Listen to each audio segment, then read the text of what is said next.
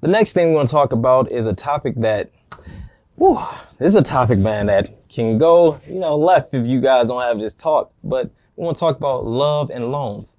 Of course, when you first get with somebody, it's all lovey-dovey. You love them so much, but then the reality that sets in is, wait, we're going to spend some real time together. That means money's going to be involved. That means time's going to be involved. That means credit's going to be involved. And if you guys don't have these conversations, man, that can go left.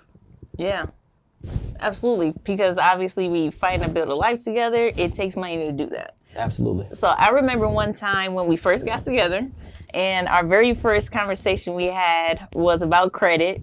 And I remember being so embarrassed about where my credit was. And it's not that I told you what my credit was, because at the time I didn't know what my credit was. Yeah. And when I found out what it was just really bad. And I could just tell how he was looking at me that it sucked. So I remember that igniting the conversation about what we were going to do as we started to build a life together, meaning moving, and whose name was going to be on a lease or who should actually apply for a lease. Yeah. And that whole conversation. So conversations like that really made me have to step back from being so guarded as a person, because nobody knew my finances outside of myself.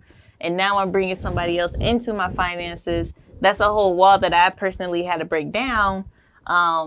That I didn't even realize was there with you. Yeah, you know what I mean? Absolutely. So I would say when it comes to having those conversations, being mindful, if you do have a wall, you got to be able to be vulnerable with your loved one too. Because if there's no vulnerability, you can't think about building a marriage like that, period. You can't think about building Let alone your life building better. a life. You can't even think about building your life better if you don't be vulnerable with yourself. But we're going to talk about that on another one too, because that's something that we dive more deep into. But even absolutely. just like she had her transparent moment, you got to keep in mind it's things that as a man that where ego can go left for me as well. You know what I mean? So let's say that my credit was the one that went down and hers was the one that went up. The one thing I have to know is, would she be okay with putting a loan in her name for that house? But then I had to ask myself, well, would I be okay with her actually doing that as a man? So these are conversations that we actually had to have too, right? Yeah. And then on the woman perspective, if it was in my name, am I going to cater to you, having like an ego problem with it? Am I going to basically harp on you and belittle you as a man all of a sudden because now you can't even help me apply for a home and things like that? Or am I going to basically be nurturing to the aspect and help you build it up? Yeah. So that's big too. Yeah, or just like as a man, am I going to sit here and say, well, you know what, it's not in my name, it's not my house, so I'm not going to do anything. Like, it's just the ego thing that can come in there, you know what I mean? Yeah, So, yeah. And then another thing is like, we're both entrepreneurs, right? So income. Yeah. That's tricky all on its own. So one, entrepreneurs is like the minority of the population, right? I know there's hybrid entrepreneurs, they count too. But at the same time, we were entrepreneurs, like no job. So we understand that we don't get that every 2-week paycheck or every week paycheck. So there may be months where there's income coming in from the industry that I was in already before I met you, which was insurance. And then there may be money some months where it's primarily coming from your industry before you met me, which is real estate.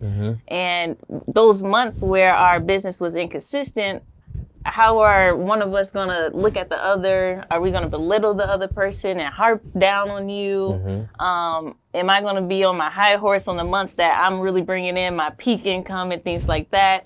Are we going to look at each other's income as separate income and not our income? We had to have that conversation, right? We had that conversation because that conversation was needed. If we didn't come and say, hey, no matter what happens, this is ours. So we had that understanding from day one. This is ours. We had to make sure that we didn't look at each other and say, okay, well, you're not pulling your weight, because you could be pulling your weight in another area, or vice versa. You know what I mean? It's not just the fact of, she may have had a month where she made $15,000, but what if she had 3 months where she made no money?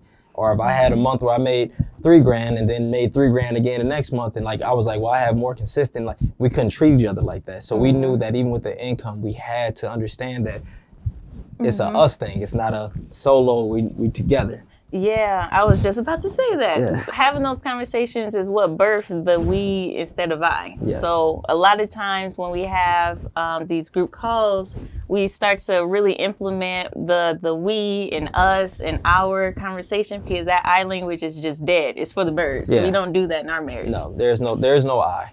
There's no I. And that whole concept just came from these kind of hard conversations that we really started from. So we'll be able to get more into that later on though.